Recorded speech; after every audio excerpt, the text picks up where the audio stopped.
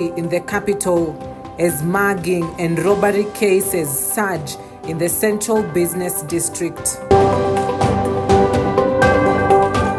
Committee on experts sworn into office to oversee compensation of victims of police brutality during protests.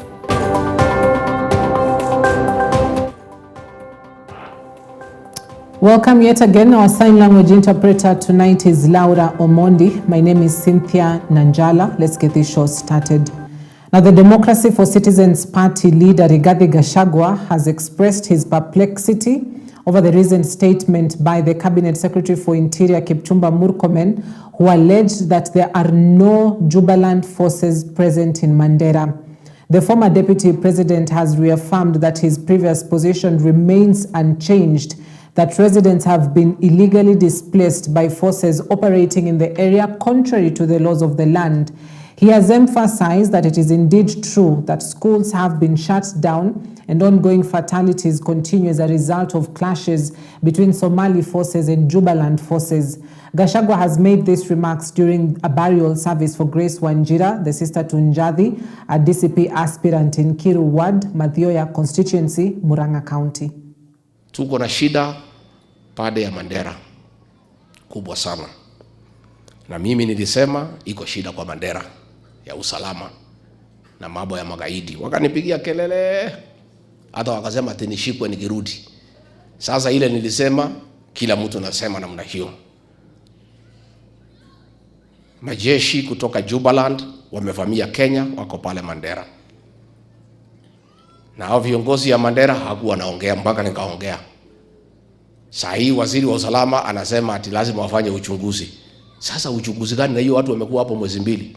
Hata waziri wa usalama hana habari hii watu iko Kenya. So tunauliza senator wa Mandera, wewe hapana ongea ukiwa Nairobi. Nimekusikia ukiongea jana na ni vizuri. Enda uongee ukiwa kwa ground ukisaidia watu yako. Ndio hao magaidi watolewe pale. Na wewe waziri wa usalama unashindana na governor. Governor ako kwa ground. Governor anasema iko magaidi Kenya. Wananchi wanasema iko magaidi Kenya. Kwa hivyo mimi nataka nihakikishie watu ya Mandera, sisi tutawatetea.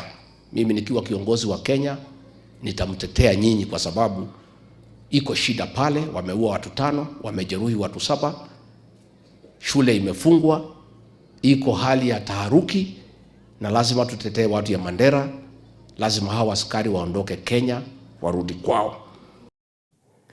The Committee of Experts on Protests Victims Compensation has been sworn in. The 18-member committee will be tasked with facilitating compensation of victims of demonstrations and protests dating back to 2017. Chaired by Professor Makau Mutua, who is President William Ruto's senior advisor on constitutional affairs and human rights, the panel is expected to affect the implementation of the August 8th proclamation by Ruto, where he announced a framework to compensate protest victims.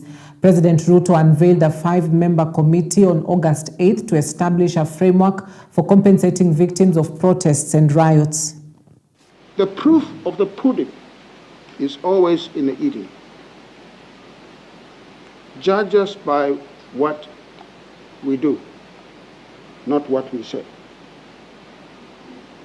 Judge us by what we do, not what we say. We will talk less so that our actions can speak louder. Our goal is to break the cycle of violence in this country. And let it be known that I have in no way betrayed your trust. Let it be clear that access to criminal justice remains critical to me. In our quest to promote and protect the rule of law as an essential element in the enjoyment of the fundamental human rights and freedoms. Faith Odhiambo will not let you down. The bloodshed of our comrades must not be in vain. And no, I will not take any prisoners.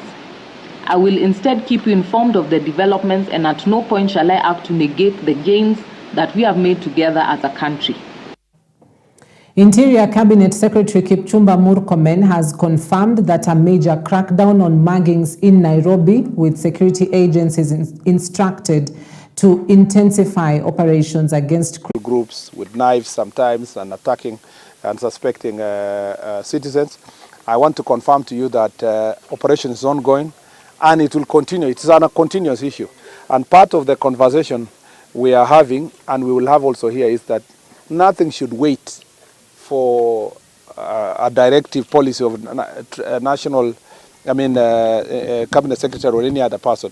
That is a daily responsibility of the OCS in the police station. That's what I was telling the OCSs today. It shouldn't wait for, unless a very unique challenge that has come out of, a particular issue. But things like theft, muggings, that is a daily responsibility of the police officers within the area. Operations going on those issues in that area. As I told you, Trans Nzoia, even here, some of those complaints are here about small theft and mugging, and we are going to do something to make sure that that is addressed. Some of them, of course, are underage, but that's not an excuse. Remember when we went to Coast for Jukwaa la Usalama, there was resurgence of Panga boys, but we have now been able to deal with that issue. So we will deal with it. And if there is any weakness in terms of operational command, we will redeploy some of the officers who have the capacity to help and lead in resolving that issue. The last question was on also another. A group of Nairobi lawmakers has called on the County Governor Johnson Sakaja and members of the Nairobi County Assembly to use the next 60 days agreed upon during a meeting with President William Ruto and ODM leader Raila Odinga to resolve grievances through dialogue instead of plunging the capital into another impeachment battle. Speaking at a Nairobi hotel, the legislators also called upon the governor to up his game and fix where there are gaps. The leaders warned against repeating the chaos that followed the impeachment of former Governor Mike Sonko, which left Nairobi under interim leadership and the Nairobi Metropolitan Services. That the county assembly members have the right to bring in an impeachment motion. That is their constitutional right. But we also have the benefit of the disruptions that have taken place in recent history for Nairobi, especially when the governor, former Mike Sonko, was impeached. You saw how much disruption occurred in Nairobi, followed by the establishment of the NMS and the many things that ensued thereafter, including a lot of things that came to a standstill as a result. But everyone has a second chance. This is a very good opportunity for him to be able to bring his people together. Dialogue is always a leadership role. We encourage it so that everyone gets a win-win. The leadership, the people of Nairobi. There's a lot of confusion that came in through with NMS.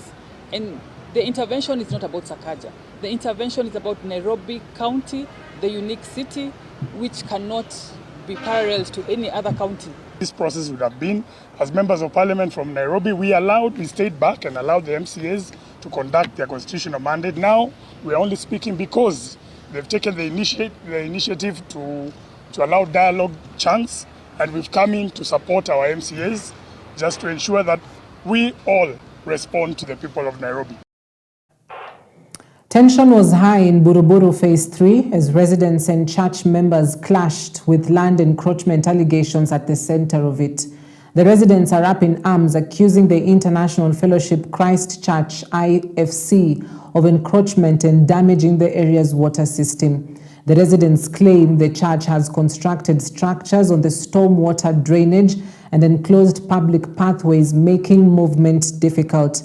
Our reporter Rita Njeri has the details from Buruburu.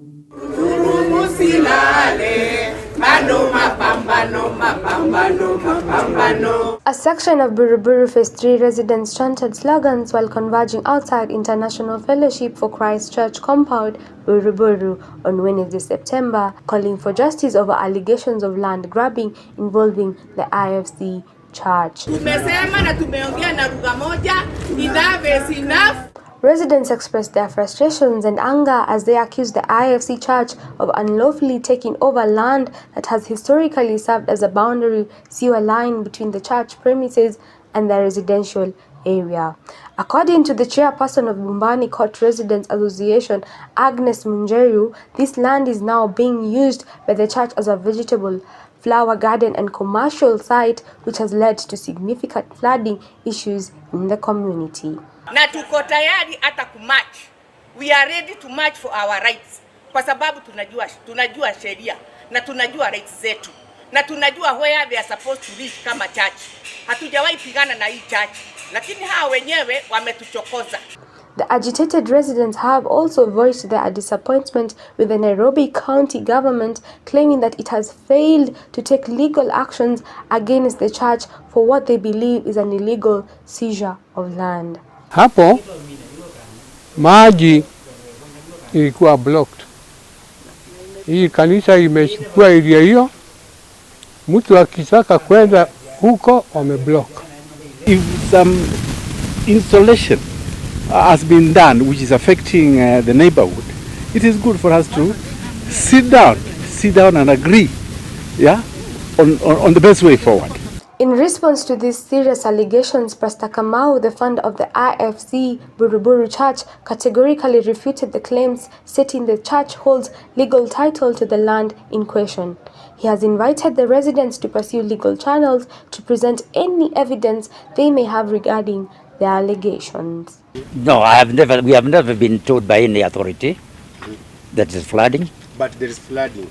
So where? To address the concerns raised by the residents, the Assistant Commissioner is scheduled to meet with the complainants on Wednesday, September 10th. The meeting aims to discuss the situation and provide a ruling on the matter. if we don't get any positive response, we'll end up getting to court, because we have organized a meeting for Wednesday next week at 10 o'clock. The ACC Assistant County Makadara Administrator was here, a County Commissioner was here, and she has also gone around and seen what we are telling you. We have no enjoyment. All right, thanks Rita for that report. Medical Services Principal Secretary Dr. Ouma Oluga has urged County Executive Committee members for health to move with speed and send returns for the universal health coverage staff currently offering services in facilities to facilitate contract reviews. This follows a directive from a joint meeting between the Ministry of Health and the Council of Governors that agreed to review the remuneration of UHC staff to align with the salaries and remuneration commission rates. The council agreed that we are going to pay the UHC staff as per SRC rates. True or false? And we at the Ministry of Health have the money. But the contracts are with the county public service boards. Are they with the county governments? Let me say that. All right. So I don't know whether this requires county public service boards or just chief officers, but the contract has to reflect that for the remaining part of the contract, you will be paid at SRC rates. We would like the CCs to help us with initiating the process so that the county public service boards could alter the contracts. The starting point to EGPS is to have a budget. Once we have the budget and it is on IFMIS, please register with the system. Register the people who are going to operate it. That is already, you are like 40% of the way. Then before you know it, if you have, I'm told the procurement plan is online. Please go ahead and do it. Do not keep protesting, saying it is going away. It will not go away. Interior Cabinet Secretary Kipchumba Murkomen has warned youths who are being used to disrupt political rallies and also being used by politicians to cause violence at funerals, saying strict legal action will be taken against them. Murkomen said this when he visited Bungoma County to chair a security forum debate. He has ordered the county security department to deal with such groups that endanger the lives of citizens as they later emerge as criminal groups. Police reports show that most of the perpetrators are family members who cause cases of sexual violence. Murkomen has called on chiefs and their deputies to take responsibility for the issue and arrest the perpetrators so that the victims can get justice. Is the presence of goons, that are causing havoc and violence in this county. Funerals are impossible to attend. People are not having peaceful environment to bury their loved ones. Political events are always violent, and people are living in fear. Again, that multi-agency team shall do a massive crackdown on leaders of goons, regardless of their political affiliations, and all of them shall be arrested and taken to court. We will get rid of Bungoma of all these goons that have operated and abetted for many years. These goons are not just confined to constituencies, a few constituencies. It includes also, as I said, border areas of this county, and that really endangers the security of the nation. As you must have seen me yesterday address this issue in Busia, this part of Western region has, in the last few years, had politically organized goons. But this is a new dawn. We must deal with them. We must deal with them impartially. And I invite all political leaders, aspiring candidates especially, to come to politics with clean hands, join together with those who have been elected. I want to request also our elected leaders. We have had a meeting and they are also very concerned about these issues. And I want to invite them to participate in supporting the National Police Service in getting rid of political goons in Bungoma. The National Gender and Equality Commission has launched an investigation into the state of education for the girl child in arid areas of the country, targeting 17 counties. The Commission's Chief Executive Officer, Dr. Purity Ngina, speaking in Tharaka Nithi County after meeting with education officials from the county, has said that the investigation is meant to help the Commission provide advice to government departments on how to improve education and gender conditions for the girl child.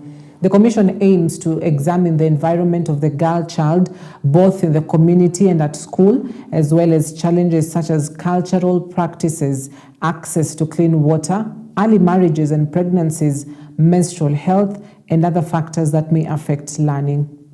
At the KDHS data of 2022, we know 15% of our girls in this country became pregnant when they were children, before they got to the age of 18. And hence is a big concern. We want to understand, because education is the greatest equalizer. It is the one that can build and can mold a community. And we cannot achieve SDG 5 on gender equality if SDG 4 on quality education is lagging behind. Gender equality in Tharaka Nithi, we cannot say we have achieved.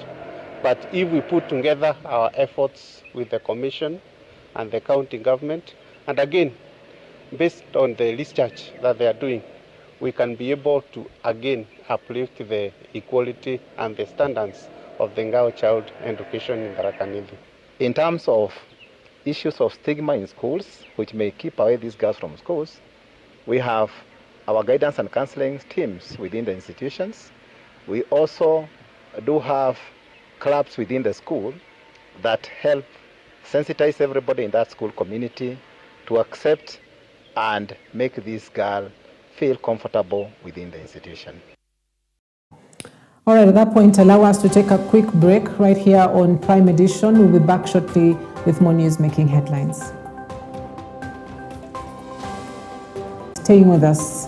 Now, freight agents body, the Kenya International Freight and Warehousing Association, the agents inked a memorandum of understanding with Swiss-based Viatrans operating locally as Via Service. The deal eliminates the requirement for container cash deposits, which have been cited as a key cause of delay in cargo clearance. Now, the association, which brings together more than 1,000 corporate members, said small and medium-sized firms often took up to 4 days to organize the cash deposits demanded by shipping lines, slowing down logistics. This partnership and this solution is going to contribute majorly towards the port efficiency. And it is going to place Kenya as one of the biggest logistics hubs, not only within the EAC and the region, but in this entire corridor and Africa at large. To the shippers, to the clearing agents, we are very much happy that we'll no longer need the expensive deposits in thousands of dollars as has been. And we want to thank you, Mr. Madhengi and the team, for finding a time. So on behalf of KIFWA, we are very much happy.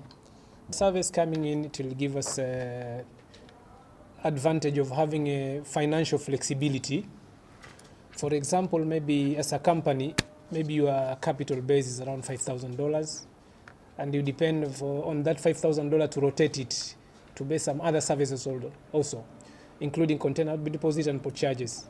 So by via service coming in, okay, they'll remove the burden of you paying the container deposits, and the money can be diverted to other use. You understand? So number two, it also make the company grow. It is a solution that we are now providing, which provides a business-friendly solution that addresses the concern not only of the freight forwarders and the shippers, but even the shipping lines who are the container owners. Because at the end of the day, if the containers are not moving loud, then business cannot thrive. So this is a major milestone for us. It's an opportunity that we are grabbing, because we know by leveraging our partnership, strategic partnership with KIFWA and other stakeholders, we are able to develop and implement this solution and others for purposes of improving the logistics ecosystem in this region, and therefore enhancing development. President William Ruto says the government has taken deliberate and decisive actions to revitalize and grow the economy. The president pointed out that the government is committed to building an economy that works for all Kenyans. In the bottom-up economic transformation agenda, Ruto's economic blueprint, he said agriculture was rightly and explicitly identified as a central value chain through which production and productivity would not only ensure good security but also improved incomes for farmers. He made the remarks during the official opening of the Mombasa ASK International Show on Thursday. Kilimo pia kimekabiliwa na uhaba wa ufadhili na bima, kutokuwepo kwa hatua za kutosha kuongeza dhamani bidhaa zao, masoko yasiyobashirika na huduma duni ya nyanjani ama extension services. Tumechukua hatua mwafaka kukabiliana na changamoto hizi, na sasa matokeo ya dhahiri iko wazi. Our national food situation has stabilized, and for the first time in many years, Kenyans can see a clear difference at the markets and in their homes. Tumesikia hii leo ni mwaka wa 122 hii show kwa hapa. Wazo langu, rai yangu, na nina imani ni rai na maoni ya watu wa Mombasa, pengine itakuwa ni bora. Kwanza, mnaonaje tuibadilishe iwe ni Mombasa Exhibition Center? Pili, kuwe na proper state of the art exhibition center hapa, kwa sababu hapa ni karibu na mahoteli yote. Hapa ni karibu na upande huu nyuma kuna mahoteli. Ukienda mbele zaidi ni kuna mahoteli. Hapa ndio sehemu katikati unaweza kufika airport kwa haraka. Nafasi ya ardhi iliyoko hapa. Pili, ushirikiano ulioko baina ya serikali ya county, serikali kuu, itawafanya nyinyi ni rahisi ili muweze kulitekeleza hili jambo. Panapo majaliwa miaka 100 kutoka hapa, wajukuu na vitukuu vetu visione haya mambo yako hivi, waone kidogo mambo yamebadilika. Kirinyaga County Governor Anne Waiguru has promised a smooth handover when her second term ends, but warned residents against making reckless political choices in the 2027 elections that could reverse development gains. Speaking at a county prayer breakfast in Kutus, she emphasized her legacy and urged voters to choose leaders who will build on her progress and not undermine it. Waiguru pledged to leave the county in strong shape and announced plans to showcase her administration's projects on billboards. I pray that we'll finish strong, because I pray God gives us up to 2027 August. I think we estimated that to be on 25th We'll be handing over this county around the 25th. Isn't that what we said, CS? About 25th. So assuming elections is on 9th, results are announced on 10th, we have to hand over in 14 days. So we actually have a date. I said on that day, right? And I had this conversation with my CECs, that we will hand over Kirinyaga in the best possible standard and form to the new governor. And we will tell him that if you go to Kagio, this is where we are at. If you go to Kerogoya, this is what we have done. If you go to Kianyaga, this is what you will find. In Kagumo and in Dia Kibengoti, this is what you will find. I've had my fair share of challenges, as you all know. I pray that in 2027, the determinant for who we are electing in Kirinyaga will be work 70 to 80%. Ati watu wa Kirinyaga wataangalia before and after. And I intend to put billboards, by the way, in every place. In Kerogoya, I will put a billboard to show this is how it was before I came. This is how it looks now. So that when you are electing, you look at the person who is coming to campaign behind that billboard and ask yourself whether this person can now move us from here to another picture I saw one of the Waishimuas posting of Kirinyaga. I wish Kirinyaga would look like that. If that Sagana roundabout would look the way I saw, and those buildings like the capital city of Nairobi, it is doable, but it depends on the leaders.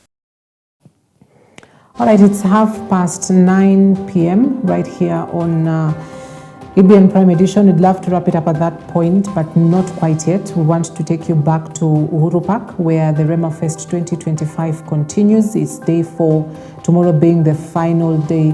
What a lineup it has been of various speakers from within the country as well as outside the country.